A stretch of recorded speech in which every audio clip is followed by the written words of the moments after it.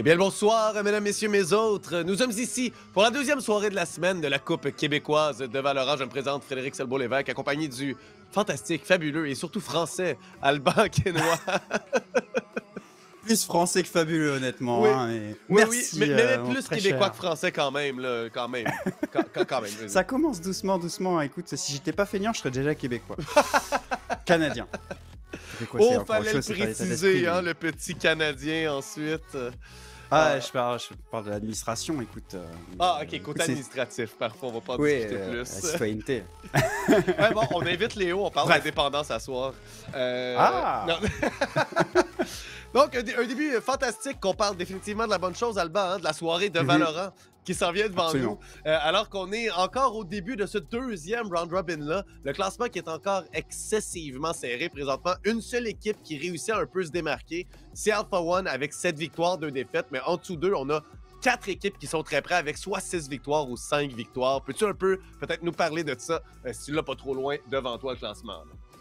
Bah oui, oui, bien sûr, de toute façon, on l'a sous nos yeux ébahis Oui. par le talent de notre production. Mais effectivement, c'est un petit shake-up quand même, hein, on va dire une hiérarchie qui se fait bousculer avec Alpha One qui continue son ascension irrésistible avec sa très belle victoire. Oui, c'est ça. Excusez-moi. Récemment, j'ai plus en tête, je me suis pas noté les bons matchs, j'ai noté les résultats des précédents match-ups. Ouais. Mais bref, Alpha One qui a réussi à grimper, à se hisser seul en haut de ce classement. Derrière, ça reste quand même très très serré, évidemment, avec Mimic et équipe attendue. Ducky qui a décroché un petit peu derrière Able, mais qui reste quand même à portée de viseur. Bien entendu, on a quand même notre quatuor de tête, même le quintet, qui est à 2 matchs d'écart. Donc autant dire que tout peut encore se jouer, même si on commence tout doucement à voir poindre la fin de cette saison régulière. Hein. Vous voyez, 10e journée sur 14. Chaque match va devenir de plus en plus crucial pour ce classement final. Ouais, et même à ça, tu parles des 5 premières équipes, 2 matchs d'écart, et on a quand même Miracle en 6e position aussi, qui a un match de moins, 4 victoires, 5 défaites. Mais faut souligner qu'on a quand même des meilleures performances dans les dernières semaines qu'en début de saison, un début de saison qui a été une série de défaites. Si je me souviens bien, 3 défaites avant d'avoir une victoire.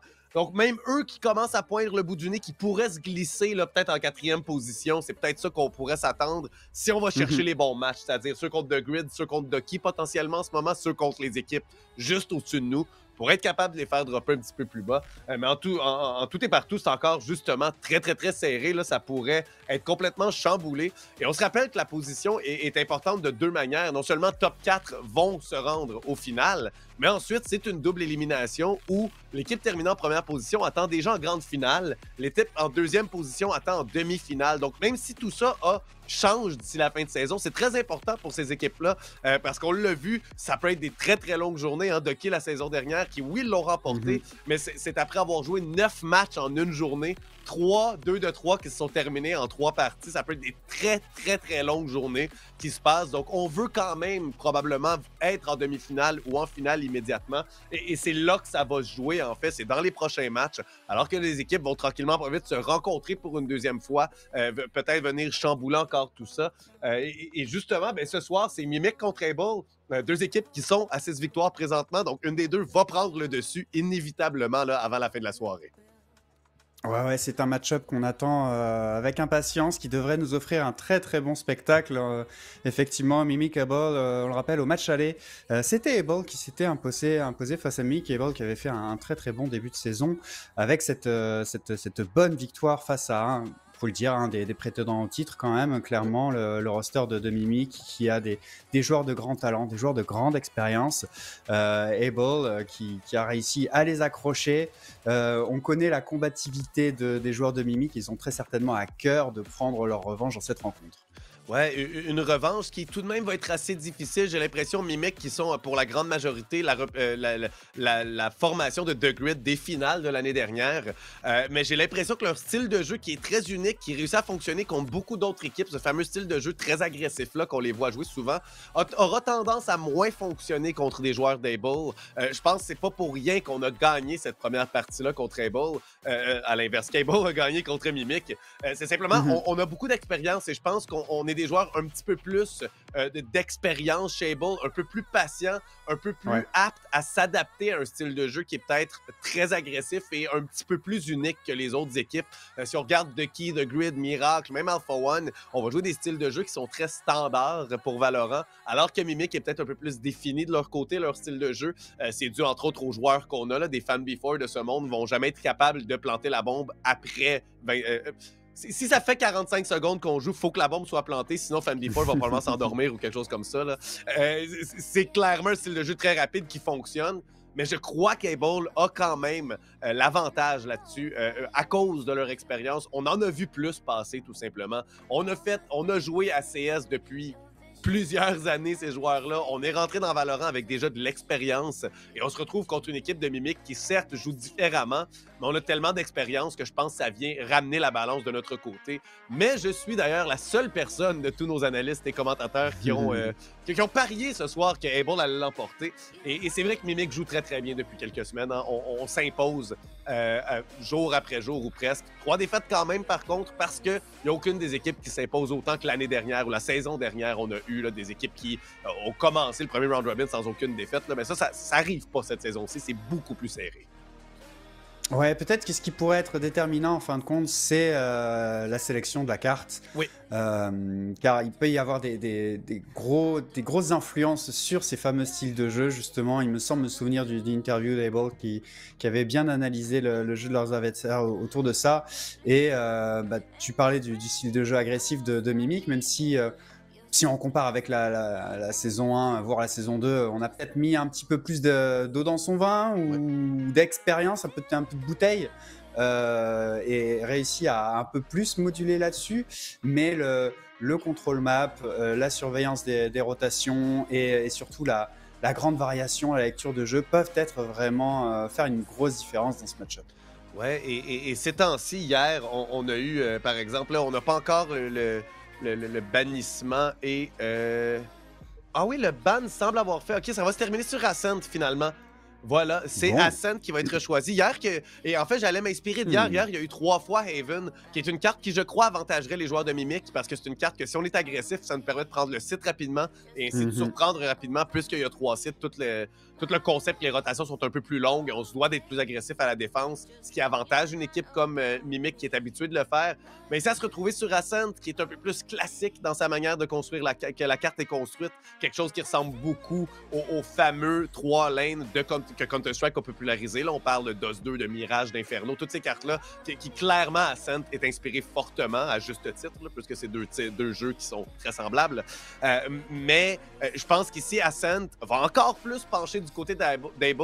Mais en même temps, c'est Ascent, hein, Alban, c'est la carte que tout le monde joue, c'est la DOS 2 de Valorant, c'est la carte que tout le monde connaît par cœur et connaît les stratégies généralement utilisées. On risque de voir un Sova de chaque côté qui tente de spammer à travers les murs. On risque de voir des KO, de voir des Killjoy pour reprendre les sites. Des choses qui sont devenues monnaie courante, surtout pour ces joueurs-là qui jouent à un haut niveau ou qui a pratiquement une manière de jouer la carte qui est plus optimale que les autres, surtout sur Ascent, j'ai l'impression. Ouais, Ascent, c'est un petit peu le terrain neutre. Hein. La méta est absolument posée. La map est connue. Il y a très peu de shenanigans qui peuvent se passer sur cette carte-là. Pour en revenir sur ce pick and ban, on remarquera, c'est peut-être un hasard de la circonstance, mais on remarquera le double ban de la part d'Able de 2 très grandes cartes, à savoir Haven et Breeze, je crois, si je me souviens bien. Donc vraiment, on est allé éliminer des cartes où on peut avoir une grande amplitude de stratégie suivant l'agressivité, où on va un peu moins contrôler les rotations, justement, dû à l'ampleur de ces rotations-là. Et peut-être, effectivement, que c'est vu, c'est anticipé de la part d'Able d'essayer vraiment de mettre des bâtons dans les roues du style de jeu de Mimic. Ouais, et on va commencer du côté de la défense chez Able, donc le côté qui est légèrement avantagé. Ça va nous permettre probablement d'en mettre quelques-unes des rondes là, au tableau des scores si on est capable de bien se solidifier. Par contre, si je ne m'abuse, non, c'est celle sur Raven qu'hier, on s'est fait surprendre hein, par The Grid hier soir, Able. J'ai l'impression qu'on va vouloir vraiment aller la chercher ici parce que personne vraiment s'attendait à ce que The Grid ait cette défaite-là devant eux face à The Grid. The Grid qui, certes, ont eu des très belles parties, mais ont été peut-être moins constants, ont eu des sursauts durant la saison. Une journée, on joue très, très bien. L'autre journée, on a de la difficulté à se contenir ensemble, à trouver la synergie. Des difficultés que certaines équipes du haut classement ont moins eues. Et là, ben, Able, clairement, on s'assied du côté qui est le plus simple. On va jouer du côté de la défense. On va probablement essayer d'aller chercher le plus de rondes possible, simplement pour se restructurer par rapport à hier aussi, j'ai l'impression. Et pendant qu'on voit là, la sélection des personnages, eh bien, c'est quelque chose de très typique. J'en avais nommé quelques-uns tout à l'heure et ensuite Jet Omen qui vient de compléter. Ben, c'est pratiquement la composition qu'on va avoir lors de tous les matchs sur Ascent. Une des seules nuances qu'on va avoir dans la ligue, j'ai l'impression que c'est que lorsque Concordia joue et qu'on a Mindless qui va sauter sur un Cypher plutôt qu'avoir Killjoy.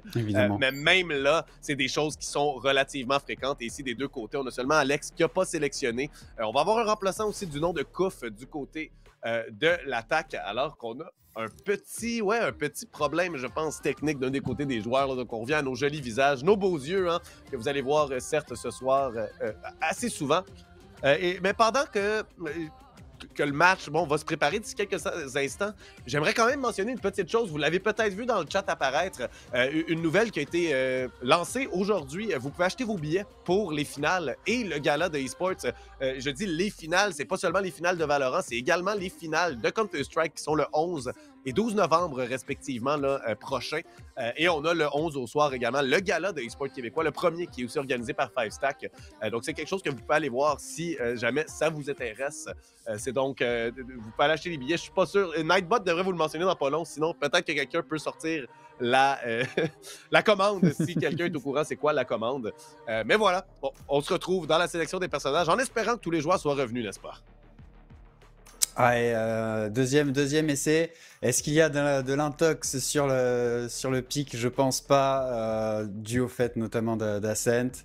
On a l'air de se diriger vers cette méta ultra standard. Peut-être qu'il peut y avoir un peu de variabilité sur le flasher parfois. Voyons voir, effectivement, c'est un petit peu l'électron libre, Kouf, qui a l'air de se diriger vers une Reyna qui a des flashs aussi, mais qui va donner un petit coup de punch, évidemment, hein, un deuxième dueliste versus un KO, à moins que voilà, je parle un petit peu trop vite, c'était peut-être une feinte, mais ouais, on a l'air de tout doucement s'orienter vers du miroir, étant donné que le Sova est quasiment un acquis incontournable d'Ascent. Surtout étant un opérateur qui demande énormément de travail, avec une map autant jouée, évidemment qu'on connaît les bonnes arrows pour cette carte-là. À voir ce que va nous réserver notre super MNZ sur le serveur. Alors ça serait bien d'avoir un vrai pseudo parce que sinon ça va être compliqué. Alors que, aussi, mention spéciale qu'on n'a pas fait de la part du côté de Mimic, hein. On a un remplaçant, je l'ai dit, mais c'est important de mentionner, c'est qui le remplace. C'est Timotino, présentement 3e sur le classement des joueurs, hein, avec 248 points de score de moyenne, le fameux score de combat moyen. Donc, quand même, c'est un gros morceau qui va nous manquer aussi dans le serveur. Et ça peut faire une autre différence relativement majeure, hein. Alors que c'est Kouf qui va prendre les dessus sur le même personnage. De mémoire, Timotino, c'est aussi un joueur qui va jouer là, les initiateurs, aller du côté de Caillou, tout ça. Mais je pense que ça va peut-être venir faire qu'on a moins de potentiel de frag. Et aussi, c'est Mimic et Alex prend la place de Family4. Family4 qui a joué moins de matchs, je crois, qui a joué moins de matchs qu'il en a manqué. Donc, qui semble, lui qui était une superstar la saison dernière, semble avoir pris un petit pas de recul, peut-être parce qu'il ne peut pas une des deux journées, c'est peut-être simplement ça. Là. Mais quand même, deux joueurs qui remplacent Certes, Alex est très bon. Lui a été dans la saison, dans une des équipes la saison passée. Mais à travers tout ça, à travers l'analyse des joueurs, mais c'est parti hein, à l'attaque. Les joueurs de Mimic qui vont tenter d'attaquer le B très rapidement à Alban. Et un premier frag avec son dard de choc pour MNZ. Et le push qui passe à travers la fumigène. Qu'est-ce qu'on fait alors que Volcan trouve un? On trouvera un deuxième. Et MNZ qui en trouve un. On est à 3 contre 1. On va tenter de planter, d'amorcer le spike. Mais est-ce que ce sera assez? Alex est seul contre 2 sur le site. Et voilà, on trouve un. Il va avec la feinte. Ici, une tête seulement serait disponible. Et là, c'est 23 de vie pour le joueur de Killjoy. Il se retrouve contre Woundy. 1 contre 1. Est-ce que le tir dans la tête, c'est tout ce qu'il nous faut? Une balle en tête et c'est remporté pour Woundy qui va pas l'avoir. On va pouvoir désamorcer, mais tout de même, à 1 contre 3, d'avoir amorcé le spike, c'est un bonus économique pour la suite des choses. Ouais, j'y ai presque cru au flic qui est passé juste au-dessus de la capuche de Woundy. Et cet assaut du bomb site A, du bomb site B, pardon, qui a manqué peut-être un peu de mordant. Peut-être qu'on s'est fait un peu piéger à s'attarder vraiment à cette entrée et à jouer les duels plutôt que de progresser et de gagner du terrain. Et malheureusement, on s'est aligné et ça a été un petit peu une boucherie qui a tourné rapidement à l'avantage de la défense.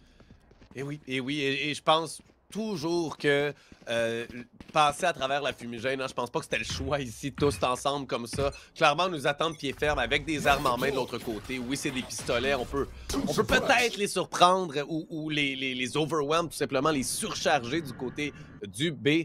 Mais je crois pas que c'était nécessairement la solution. Quoi qu'elle est tombée un peu tard, peut-être. C'est peut-être ça qui nous a fait croire qu'on pouvait y aller. Dans tous les cas, ben, on va se diriger tranquillement avec une économie quasi complète. 3 shérifs qui ont été achetés à l'attaque. Mais déjà une trentaine de secondes qui se sont écoulées alors qu'on prend tranquillement le contrôle de la carte. Les joueurs d'Able qui, eux, sont patients. Ouais, Able qui sont patients et confiants quand même. Hein. Volcan qui est déjà sur un Vandal et c'est Toskri qui ouvre le feu avec une très bonne casquette sur Stalker. Le Revenge derrière Woundy qui va être capable de faire un peu le ménage et complètement calmer cet assaut explicite qui va alourdir la fiche, mais qui va prendre également une tête de la part de Pelt. Et l'espoir est là, on va probablement pouvoir profiter du spike. Kouf qui a réussi à surprendre Woundy à cette distance classique. C'est quand même surprenant. Kouf qui en trouve un autre, qui fait tomber Volcan. Et c'est comme ça qu'on se retrouve à devoir clutcher un V2. Alors qu'on avait l'avantage numérique, le positionnement et l'armement. MNZ qui n'a pas été capable d'aller ramasser une meilleure arme que ça. La Vandal qui est toujours à terre quelque part. Ça doit être tentant de la ramasser, mais il peut faire l'information. Il va se débarrasser de Kouf qui n'avait bien que peu de HP. Pelt dans un timing rageant pour MNZ. Au moment où il se retourne, va envoyer un one-shot et aller trouver l'égalisation. Et oui, tout ça grâce à Kouf, hein, avec son classique qui réussit à s'immiscer dans un petit moment alors que Omen regardait à travers la fenêtre qui avait été brisée, oui, et on était en train de faire une rotation, en train de se repositionner du côté de la défense. On n'avait pas regardé ce petit coin-là et avec le classique, 2 balles en pleine tête, très précis, très patient, on a attendu le moment parfait. On trouve le premier et ensuite le deuxième, c'est surtout celui-là qui m'a surpris alors qu'on est simplement resté au même endroit et on n'a pas pensé à le regarder du côté des défenseurs. Alors que Toskri se débarrasse de Volcan, un excellent dard de son coéquipier pour venir l'aider. Le marchand ici de Woundy qui va faire trouver sa première cible. 4 contre 4, on rééquilibre les forces. Ouais, œil pour œil, dent pour dent, et Woundy qui arrive à calmer les ardeurs de cet assaut, et ça va faire beaucoup de bien à sa défense qui est dans une position difficile. On peut encore espérer, même si en face on a quand même 3 Vandals, des boucliers complets, et cette balle qui va passer à côté d'Alex, Alex qui ne se gênera pas pour aller chercher le scalp de Woundy et redonner l'avantage à l'assaut. Et Stalker, décidément, c'est la soirée des HS au shérif. Et ça retarde vraiment cet assaut de ce bon site A.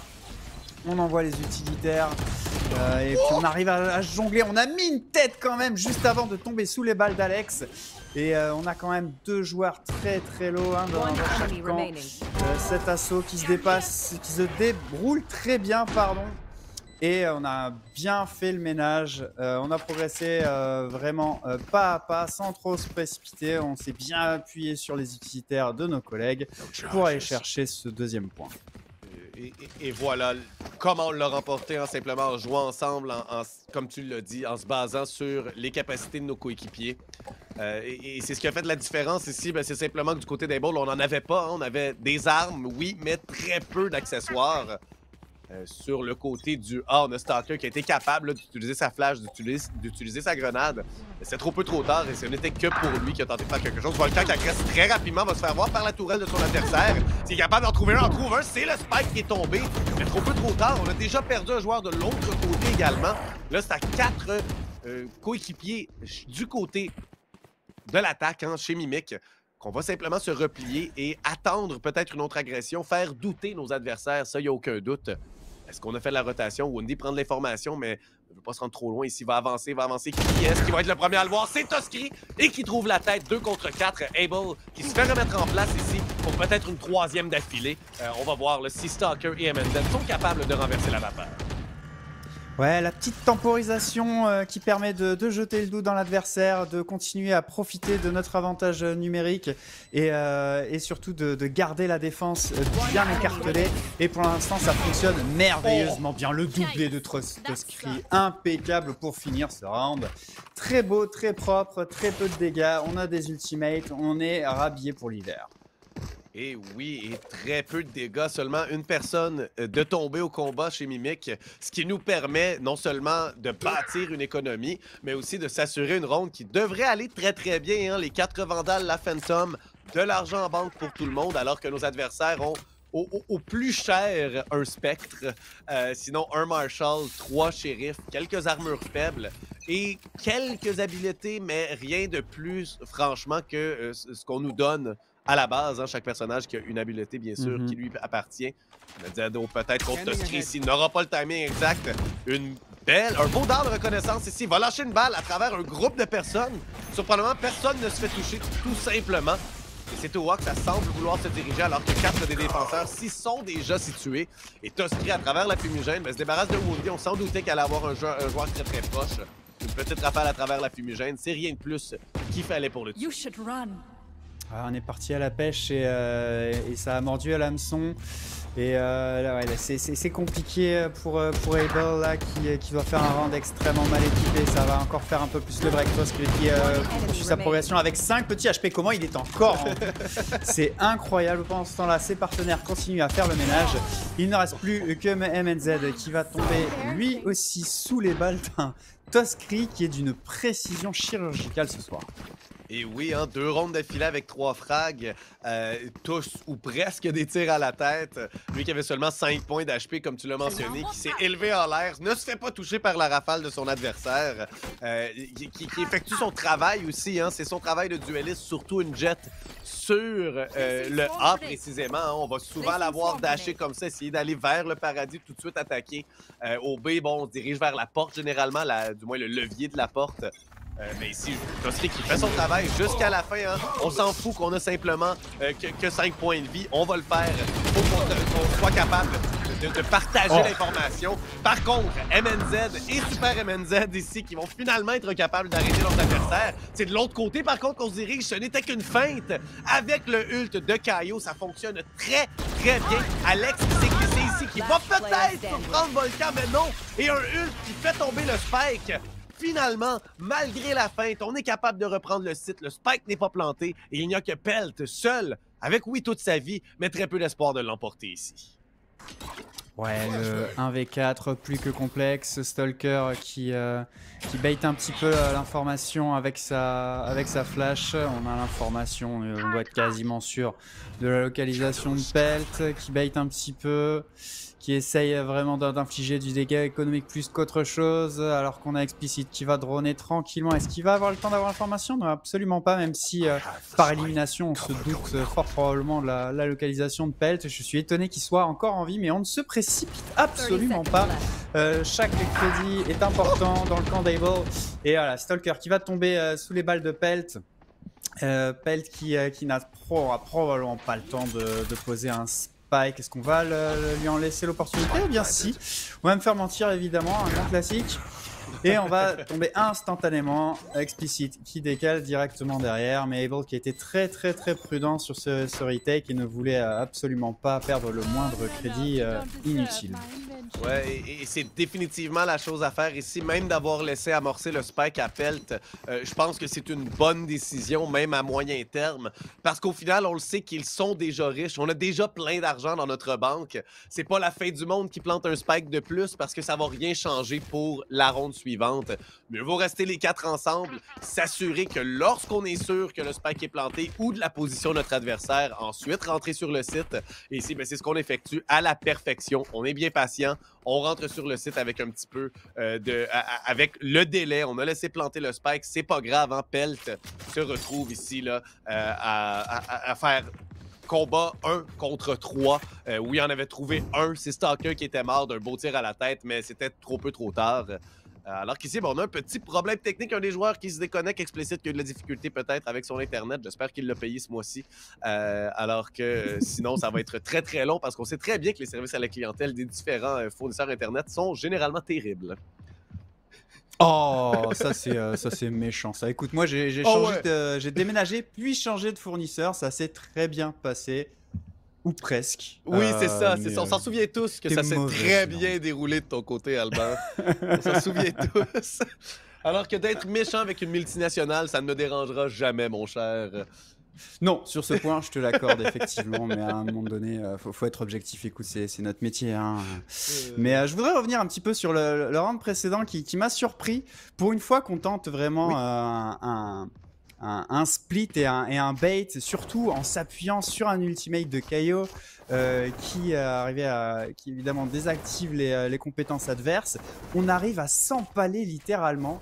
Peut-être qu'on a manqué un peu d'utilitaire, mais c'était assez surprenant cette défense d'Able qui a vraiment bien tenu en B. Et puis derrière, évidemment, le surnombre n'étant pas là, on s'est un peu heurté à un mur côté A. Donc Able qui, j'attendais peut-être un peu plus de variété dans leur dispositif défensif pour être capable de tenir les ardeurs de Mimic. Mais au final, c'est encore avec quelque chose de très très classique d'un point de vue système défensif qu'on est allé défendre ce point. Ouais, et au final, je crois que ce qui nous a aidé le plus aussi, c'est oui le fait qu'on ait eu un frag au moins sur l'entrée en site des 3 joueurs et nous restait simplement une personne du côté de l'arbre. Mais aussi le ult de Explicit hein, avec le Sova qui a été capable d'empêcher l'amorçage du spike. Ça change tout le reste de la ronde. Si le spike est planté à ce moment-là, on a beaucoup moins de temps. Là, c'est MZ, un beau spike, un beau frag à travers le coin du mur ici pour se débarrasser de son adversaire. Pelt qui va être capable de renvoyer l'appareil à ses adversaires. Mais Volcan qui en trouve un autre et finalement, il ne nous reste qu'un seul joueur sur le site, c'est MNZ toujours. Lui qui devra survivre aux assauts de ses adversaires. Il devrait arriver bientôt ici. Par contre, on s'y attend pas, on s'attend à ce qu'il se soit replié. Et il ne reste que Kouf, un des 2 substituts. Je crois que c'est la première fois qu'on le voit d'ailleurs cette saison-ci pour son équipe. Et MNZ avec un beau repositionnement, hein? 3e frag de la ronde. Et on devrait peut-être pousser nos adversaires à une ronde d'économie. Non, je crois qu'on va être correct encore une autre. Voilà, on a tellement d'argent ici, malgré le fait que le spike n'ait pas été planté, que nos défenseurs sont encore l'équipe qui a le moins de ressources.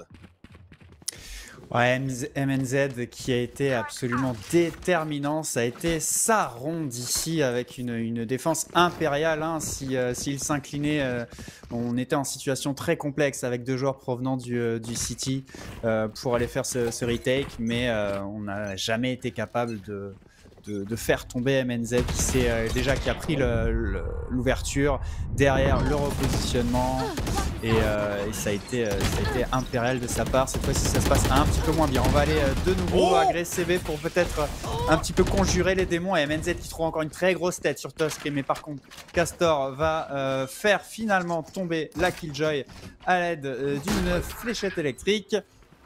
Ce spike qui est posé, on est en véritable situation de retake, un léger flottement de la part de notre Volcan qui va sortir les kunai. On s'appuie également sur l'ultimate. Oh, magnifique le double kill au kunai et surtout avec la désactivation de l'ultimate de Kaio en support qui annihile bien les options défensives. Pour Mimic et voilà, Volcan qui va en trouver un 3e impeccable sur Alex, c'est parfaitement le positionnement. On va rater son clic droit et offrir une chance de 1v1. Stalker qui va assurer le coup et qui va avoir le temps de désamorcer. Et oui, très belle reprise en 4 contre 4 sur le B. C'est loin d'être évident, surtout qu'on avait un hop en main de la part de Volcan, mais les deux ults utilisés à la perfection en combinaison également. Hein, Volcan qui a pu s'élever en l'air très haut avec l'updraft, mais qui justement, tu l'as mentionné, profite du fait que son adversaire, son coéquipier Soccer a parti son ult en tant que KO. Il n'y a personne qui a accès à ses compétences. On vient les surprendre aussi, c'est le premier... on vient tout juste de se faire enlever les compétences. Donc là, on va garder les angles, mais on s'attend pas à ce qu'il y ait quelqu'un 20 000 pieds dans les airs qui nous tombe dessus avec ses kunai. Deux beaux frags rapides sur ce updraft-là. Et ensuite, il faut quand même souligner, on a perdu 2 autres joueurs. On a perdu beaucoup de joueurs. Agression rapide au mid. Est-ce que Volcan va être capable de trouver quelqu'un? Oh, se fait avoir par les balles. Et Alex qui en trouve un deuxième. Soccer qui a tenté de venir aider Volcan, qui n'a pas pu le faire. Un troisième qui va directement dans la mire d'Alex. Qu'est-ce qui se passe? On y va tous les uns après les autres. Et qu'Alex, 2 balles au chargeur, trouve explicite. Alors qu'on vient de remarquer aussi cette nouvelle fonctionnalité dans le jeu. Lorsqu'on met une Brimstone ou Astra, on a des fumigènes qui sont bientôt terminés. Les petites étoiles qui apparaissent. On s'est fait prendre, je crois, dans la fumigène qui s'est effacée.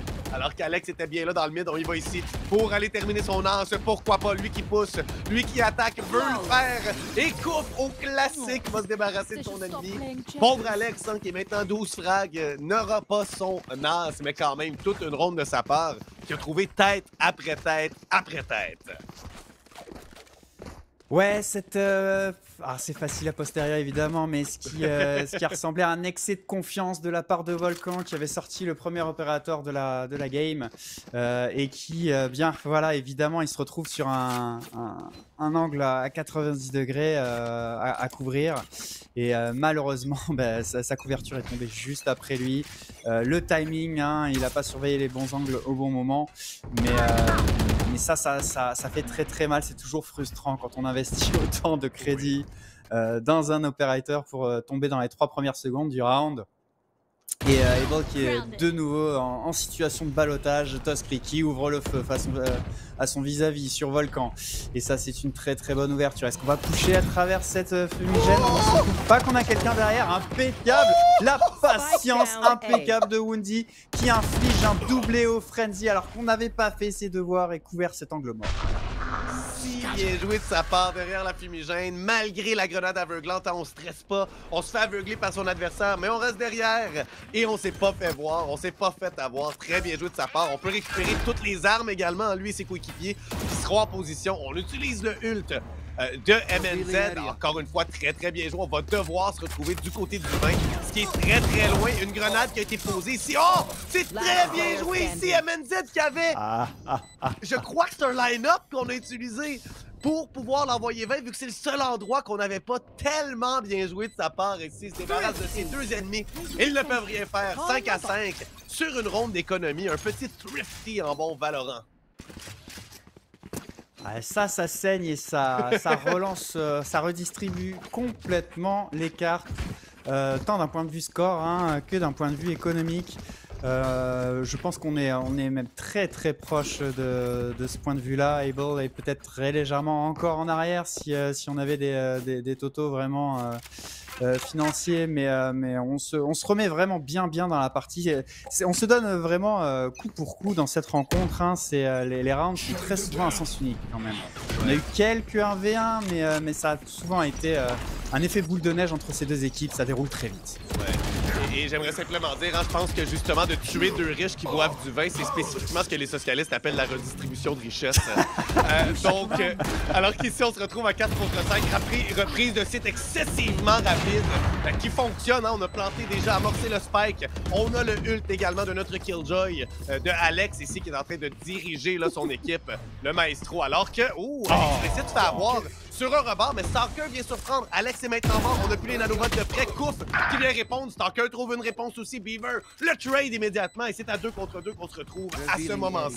Alors qu'on a un petit répit, peut-être. Un excellent dard de reconnaissance. MNZ, super MNZ qui saute. Pelt, 1 contre 1. Volcan, premier joueur en ce moment au classement, qui va aller sur le spike avec sa fumigène. Ne va même pas aller chercher la moitié. Va se faire avoir. N'aura plus le temps.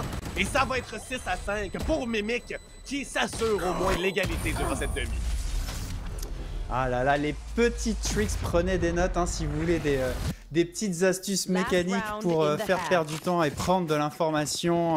Gracieuseté de Pelt qui utilise son TP sur un jump, les petits jiggle picks impeccables de la part du Omen et qui a réussi comme ça à slalomer entre les balles de son adversaire. C'était très très propre. Mimi qui reprend la main dans cette partie. Et oui, reprend la main, une main qui n'ont pas perdu, sauf après la première ronde des pistolets. En fait, on l'a maintenu. Quelque chose qui, bien franchement, me surprend légèrement ici. Et on va se diriger au B. Chose qui avait été prédite. Déjà 3 personnes sur le site, dont le judge ici, qui va pouvoir trouver un, trouver 2, et pas 3. Ça passe très le Hulk par contre du coéquipier. Non, c'est Castor ici, les 2 Hulk qui s'attaquaient l'un et l'autre. Alex qui a presque plus de vie sur le site. Est-ce qu'on va s'y attendre? Wendy qui est là. Personne ne le sait. J'ai l'impression qu'Alex n'est pas au courant. Wendy caché derrière le site. Et là, c'est le seul sur le site. Il y a seulement 5 de vie. Une répétition de la première ronde de la demi. Ouais, clairement. Sauf que là, MNZ a 2 pauvres points de vie. Alex, pardon. Et oui, c'est pas bien compliqué de faire tomber ça. On a essayé de zigzaguer au maximum. Surtout d'aller récupérer le spike, mais c'était situation plus que désespérée. Nos 2 équipes qui se séparent donc sur un score d'égalité avec ce retour à niveau de la part de Able, qui aura quand même vendu chèrement sa peau en défense, hein, malgré un départ plus que complexe. Il y a eu vraiment des gros coups du sort, des gros retournements, des thrifty comme tu l'as cité tantôt. Et dans l'ensemble, 2 équipes qui s'équilibrent, mais on a plus senti que c'était Able qui a dû vraiment cravacher pour contenir les assauts de Mimic. Ouais, et ici, ben, de l'autre côté, hein, ça va être une autre histoire. On peut pas simplement attendre et résister. Il va falloir être proactif, alors que même les défenseurs le seront.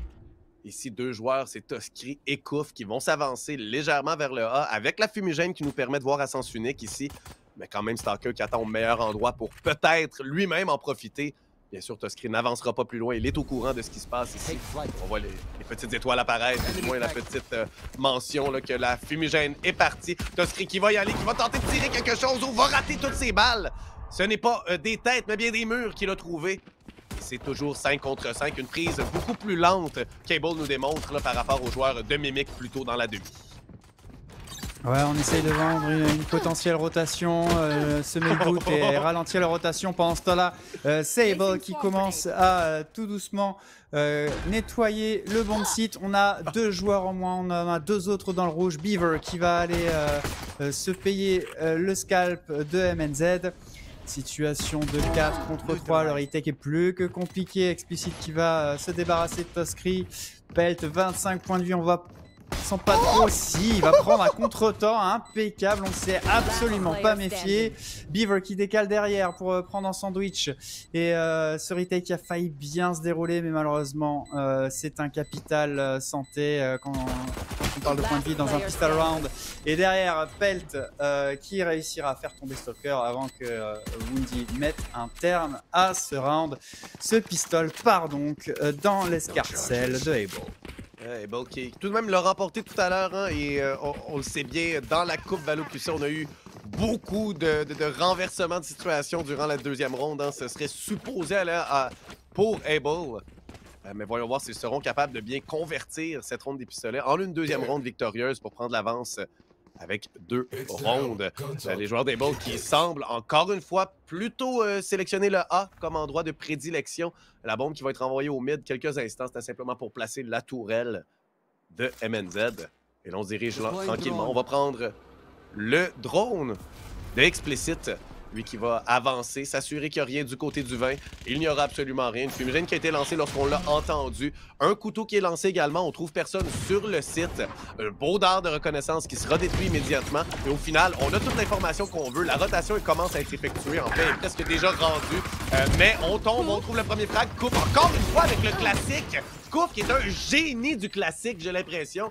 Et un joueur qui va revenir par le côté, mais c'est Alex qui arrive là derrière la porte, qui va tenter de la détruire. 56 de vie seulement sur Explicit, ça pourrait faire mal.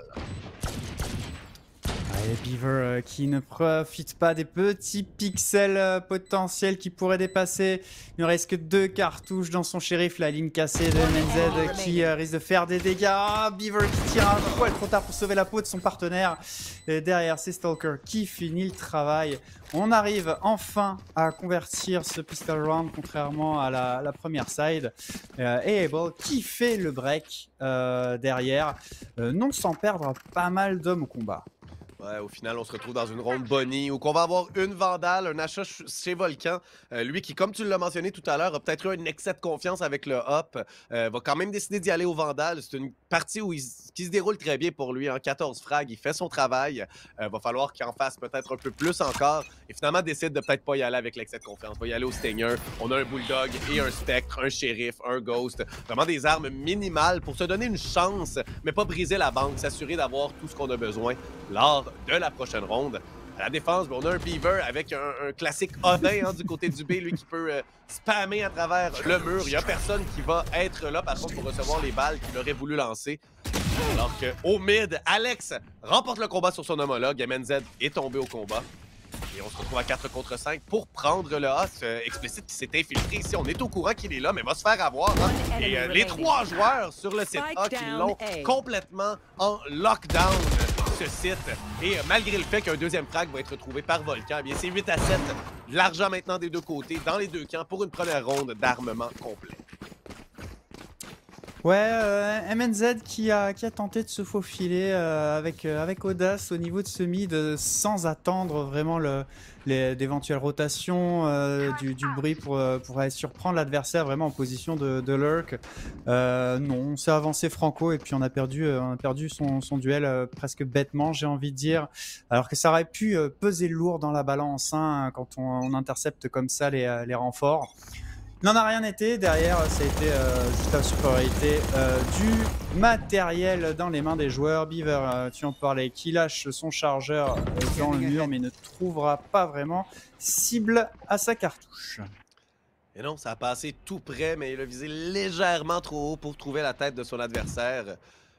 Ici, un contrôle très restreint du côté de la défense. On laisse le mid complètement ouvert, sans aucune information précise, ni même du côté du marché. Castor qui a une très longue ligne qui va lui permettre de voir quelqu'un qui rentrerait dans le marché, mais pas quelqu'un qui va passer au mid tout simplement. Mais on a quand même Kouf qui regarde quant à lui là, dans le point d'apparition des défenseurs directement. Donc un jeu très très loin. Volcan va l'emporter par contre Castor. Une belle lecture ici de jeu. Et on va tout simplement venir prendre le site comme ça. Il n'y a plus personne pour nous arrêter. Alex qui était déjà très très loin dans le point d'apparition des défenseurs. Explicite se débarrasse de Tusky quant à lui. De l'autre côté, c'était dans le mid que ça s'est passé ça. Pelt va trouver l'échange. Et on a très peu de vie chez Volcan. Mais quand même, à 17 frags ici, va peut-être être capable de faire sentir sa présence encore une fois d'ici la fin de la ronde. Le bon ENP qui désactive pas mal de monde sur ce bon site, donne un petit peu plus d'informations. Ce retake qui va être sanglant, du 4 contre 3, on pousse derrière la flash excellente. Alex qui arrive à se débarrasser de Volcan, 8 cartouches, est-ce qu'il va encore nous faire des... Impeccable, il se débarrasse de Stalker, le petit coup droit au classique, qui ne trouvera pas vraiment la cible et c'est Kouf qui termine le travail. Pelt qui va avoir le temps de désamorcer sans aucun problème et c'est de nouveau le pied d'égalité entre nos équipes. 8 à 8, par contre, Able se retrouve dans une situation d'économie. N'aura pas assez d'argent pour la prochaine ronde. On risque de voir quelques shérifs, peut-être des frenzy, peut-être quelques flashs par-ci par-là, mais rien de bien convaincant. On n'aura pas les vandales, on n'aura pas les phantoms qu'on veut. Et là, le Odin de Castor pourrait se rendre très efficace. Des joueurs sans armure de l'autre côté, ça va tomber encore plus vite face à ces rafales de balles qui vont pouvoir là, traverser ce mur comme du beurre. Et ça, c'est si on décide de se rendre vers le B, du moins rapidement, lui qui va bien sûr faire le spam au tout début de la ronde. C'est plutôt vers le mid qu'on semble vouloir jouer. Je pense qu'on est en train de capter aussi qu'il n'y a absolument personne qui le camoufle et qui le garde. Et oui, ça a passé très très près encore une fois. Très peu de vie restant là, du côté de la Killjoy à l'attaque. Able qui se retrouve déjà dans une position d'infériorité, au moins du côté de la vie. Alors que Kouf joue beaucoup plus près du mid cette fois-ci. Ouais, et ça y est, on s'est engouffré dans cet espace laissé grand ouvert. Et c'est Kouf qui va aller surprendre Volcan qui était en fer de lance de cet assaut. Kunai sorti, on n'aura pas le temps de dégainer la moindre lame. Le bon repli, Kouf qui repart quasiment sans frais. Par contre, qui va perdre son duel derrière face au shérif à longue distance de Stalker. Beaver qui va trouver le revenge à l'Odin à travers le mur, parce que sinon c'est pas un kill à l'Odin. Derrière, au niveau de ce jardin, Toskri qui se fait chasser littéralement, mais qui ne prendra que 2 points de vie de cette Shock Dart. Et l'attaque, et qui va finalement repartir dans cette ouverture au niveau de ce mid. Oui, on profite encore une fois de l'absence de joueurs dans cette section-là. C'est sûr qu'après avoir perdu notre joueur qui le regardait, c'est très très bon. Mais Alex, si bien positionné, s'y attend à cette manœuvre, va dropper le spike. Il ne reste plus que Woundy sur le Marshall ici qui va se faire avoir par ce dard de reconnaissance. Là, oui, il peut se débarrasser d'Alex. On n'est pas capable ici, on va devoir tirer à travers l'autre mur. Voilà, l'autre mur était trop épais, mais Castor trouve son deuxième frag à la Odin. 3 joueurs en vie, on garde la Odin, on garde 2 Vandales. Et comme tout à l'heure, eh bien, les premières rondes nous permettent de se bâtir une économie très solide pour le restant de la ronde, de la demi là, chez les joueurs de Mimic. Ouais, les rayons X de Beaver qui fait quasiment tous ses kills à travers le bolus de ses murs. Impeccable, on a vraiment pas perdu notre sang-froid, on a surtout été vraiment très très précis dans nos tirs. Alex, écoute, c'est de l'art, hein. On a l'impression de voir un artiste avec son pinceau quand il vient lécher le crâne de ses adversaires avec son crosshair. C'est d'une clarté limpide, c'est absolument magnifique à voir. Pendant que je déblatère des idioties, on a Hunter's Fury plus préventif qu'autre chose. J'ai l'impression, Beaver qui met pas mal de variété dans son jeu ici, mais qui ne trouvera absolument rien.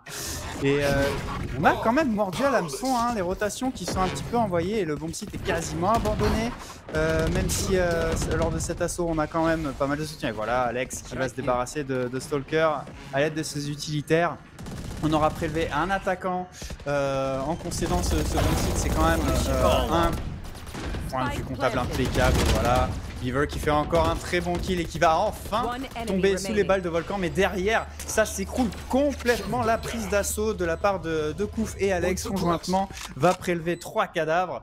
On va repartir pour se mettre hors de portée du lockdown. MNZ qui va devoir encore tenter de faire des exploits, faire un deuxième kill, mais derrière Pelt en soutien va finir le travail et le break est fait pour Mimic. Et oui, encore une fois, on reprend le site B une fois que le spike est planté. Tout à l'heure, c'était un 3 contre 5. Et si on se retrouve à 5 contre 5 sur la prise du site, ou presque, là, 5 contre 4 peut-être. Mais quand même, encore une fois, on revient, on trouve les frags avant même de se rendre sur le site, hein, parce que on le voit bien, le B, c'est un site qui est derrière une première section qu'on se doit de capturer. Et les joueurs de Able qui, bien franchement, se retrouvent à jamais être capables de le garder assez longtemps, ce site. On trouve les bons angles, mais on trouve pas les frags. On se fait tout le temps surprendre par l'utilisation des compétences et des habiletés de nos adversaires. Et bien là, ce que ça nous fait, c'est qu'on est encore une fois dans une position d'un achat qui est plutôt forcé ici avec des petits casques, des petites armures, sans casque plutôt. On n'a pas les petits casques ici. Et également des armes là, plus limitées. Par contre, Volcan fait sentir la présence de la sienne. Super MNZ, alliance explicite, qui vient trouver l'échange alors que Kouf n'avait plus beaucoup de vie. Et là, 4 contre 3, on a peut-être une chance. Mais non, Pelt en trouve un, on trouve 2. Et c'est solide son jeu, même s'il se fait toucher par Stalker avec le gardien très très loin de lui. Eh bien, c'est renversement de situation complet du Appel qui était solide, qui était l'encre sur le site A. Et une rotation pour s'assurer de planter le spike alors qu'Alex se débarrasse de Stalker. Bon, ça nous fait utiliser le ult. On va planter ici d'une manière très avancée pour venir probablement prendre le frag. Par contre, Woundy se fait prendre immédiatement, se fait surprendre. Et on va simplement le spammer à travers. Voilà. Oh, est-ce qu'on survit? Oh, ça passe tout près. Castor qui envoie un autre dard de reconnaissance. C'est la rafale ensuite pour un faux frag avec le Odin, plus que ce n'était pas à travers un mur. C'est vrai, je suis absolument d'accord avec cette affirmation. Et c'est 11 et 3 points d'écart. On a envoyé pas mal d'utilitaires. Ce lockdown qui, en d'autres circonstances, aurait probablement pu être gardé. Mais là, on est à 10 points. Évidemment qu'on va aller envoyer toutes nos cartouches. Et Mimi c'est peut-être un round qui risque de faire très mal à la tête. Il va falloir rester concentré, motivé et extrêmement précis, même si certes, on avait une puissance de feu bien moindre. C'était la disette, clairement. Là, il faut absolument prendre ce point parce que derrière, je doute vraiment qu'on soit capable d'aller chercher l'égalisation. Ouais, Toskic va agresser directement, à profiter de la flash, impeccable. Malheureusement derrière, pris à revers. Et ce round qui risque d'aller très très vite. On est déjà en 3 contre 3, mais ça a été un carnage au niveau de ce mid. Et oui, Toskic a été très rapide. On a vu Volcan le tenter tout à l'heure et se faire prendre à ce jeu. Mais si Toskic est capable d'au moins d'en trouver un, échange rapide, 2 pour 2, 3 contre 3, alors qu'il reste 1 minute 15 encore à faire dans cette ronde, c'est énormément de temps et ça, c'est à l'avantage de nos attaquants. Par contre, ayant encore Castor sur le sauvant en vie, c'est beaucoup d'informations qu'on peut aller chercher pour rapidement avoir des rotations. Énormément d'accessoires et de compétences, voilà, de Alex qui vont être rappelés sur le site A lors de la prise du site. On est 2 déjà du côté du paradis. Alex, il se débarrasse de Volcan. Et là, on a absolument tout le monde, on sait leur position. Et la rafale de Castor ne va trouver personne, mais Alex, lui, s'en débarrasse. 3 beaux frags sur les 3 joueurs restants et 4 points de match pour le reste de la partie. Alors qu'on aura très peu d'argent chez Able. Tout pointe vers la victoire de Mimic. Ouais, on s'est posé très peu de questions finalement hein, sur un round aussi crucial dans le camp d'Able. Ça a été tout d'abord cette prise d'assaut qui s'est soldée presque par un match nul, j'ai envie de dire, au niveau de ce mid, 2 pour 2. Et derrière, on est allé agresser directement, mais malheureusement, ça a été très bien joué. Surtout, on a eu ce repositionnement de la part de Pelt à l'ultimate qui a non seulement permis de prendre en tenaille nos adversaires, mais aussi jeter le doute, le temps qu'on clear absolument tous les angles. Et bien c'est du temps en moins pour être positionné. Et là, ce round qui commence mal, on arrive à prendre le revenge derrière avec l'impudence de Toskic qui avait poussé un petit peu trop loin. On va aggraver la situation et s'aligner les uns après les autres. Peut-être qu'on est un peu trop pressé d'en finir du côté de Mimic. Et on a perdu 3 joueurs aussi rapidement que ça. Et bon, Alex, extraordinaire, qui enchaîne 2 nouveaux kills avant de tomber sous les balles de Stalker, qui va faire un triplé pour aller chercher un nouveau point et garder Able en vie. Et oui, les garder en vie ici, alors que comme tu l'as dit, j'ai exactement la même réaction à cette attaque-là ici. Un après l'autre, on va directement dans les balles de nos adversaires. Eux qui, à chaque duel, on le savait qu'on était à 1 contre 2, Mimic qui voulait effectivement finir immédiatement. On a l'argent pour une autre ronde. Si on voit cette défaite-là, par contre, ensuite, à part Pelt, on sera pas capable d'acheter les armes nécessaires, ce qui pourrait rapidement devenir un 12-11 si on remporte pas celle-là. Par contre, Castor nous attend pied ferme avec 2 de ses coéquipiers ici. Et avec le Odin ici, tente de spammer. Oh, fait beaucoup de dégâts aussi sur Volcan. Volcan qui continue à avancer, tente de trouver quelqu'un, de surprendre peut-être. Une autre rafale à l'aveuglette. Volcan qui n'est pas capable de trouver personne. Lui qui avait très peu de vie se fait avoir par Kouf qui attendait. Kouf qui pousse, qui en trouve un 3e. Et c'était le 3e frag de la ronde pour son équipe. Lui qui a très bien pu passer très près de la terminer immédiatement, cette ronde ou presque. Alors que Castor, excellent d'art de choc. Et on devrait se débarrasser avec un ult de Stalker. Ça passe tout près, on spam de l'autre côté. Est-ce qu'on va le toucher? Ça passe proche. Et la téléportation ici, Stalker qui est complètement aveuglé. Pelt l'emporte 13-9 pour Mimic, qui s'assure une 2e place ici en prenant les devants face à Able, avec lesquels on était à égalité au classement. Ouais, Mimic qui prend sa revanche sur le match aller et surtout qui reprend un petit peu la direction des affaires et montre pourquoi ils sont parmi les favoris dans cette compétition. Un très beau match. On s'est peut-être un petit peu fait peur, mais on a quand même été dans l'ensemble, j'ai envie de dire, un peu plus serein, un peu plus propre et vraiment avec une stratégie rien d'exceptionnel, d'exceptionnel dans le sens de l'originalité. Je veux dire, on a un Beaver qui est d'une régularité, c'est un coucou suisse. Tranquillement, on l'a vu en défense notamment, il a été extrêmement propre avec son Odin, des très bonnes anticipations, de très bons usages de ses utilitaires, comme on le voit très souvent faire à travers cette ligue. Et c'est un petit peu à l'image du reste de Mimic. On n'avait pas le mordant qu'on peut les voir de temps en temps, mais ça raccroche un petit peu à ce que je disais de temps en temps. C'est peut-être un peu la maturité de ce roster-là qui fait qu'on est capable de prendre un peu plus son temps, d'analyser un peu plus le jeu de l'adversaire, d'écarteler la défense quand c'est nécessaire, de temporiser et d'aller chercher les bonnes opportunités pour frapper là où ça fait mal. Sans aucun doute. Alors que pour nous, ça nous amène vers la première pause de la soirée, pause qui sera définitivement très courte. Alors qu'un d'entre vous s'en vient avec l'un des joueurs de Mimic, l'équipe gagnante de ce premier match. On vous revient tout de suite. Allez. De retour avec notre artiste de la soirée. Oui. Très sincèrement, je suis admiratif, vraiment, une précision incroyable. Alex, grand artisan de la victoire ce soir de Mimic. Mais dis-moi, qu'est-ce que tu manges le matin pour avoir une telle précision? Pas vous mentir, j'ai même pas déjeuné, donc je sais pas là. C'est peut-être là la solution, c'est que le matin, tu n'es pas debout, tu dors. Est-ce que ça se peut, ça? Ouais, ça c'est vrai. Ça lui donne la faim. Très très très belle partie vraiment de votre côté. Alors je suis curieux, dans vos rangs, qui est-ce qui lead, qui est le IGL en général, et en tout cas ce soir? En tout cas, ce soir, je sais pas beaucoup dans cette équipe-là, mais je sais que c'est fan l'IGL, mais ce soir ça a été Kuf. Et puis ouais, avec Kuf ça a très bien marché, puis tout. Puis j'avais vraiment confiance en lui, puis tout allait bien.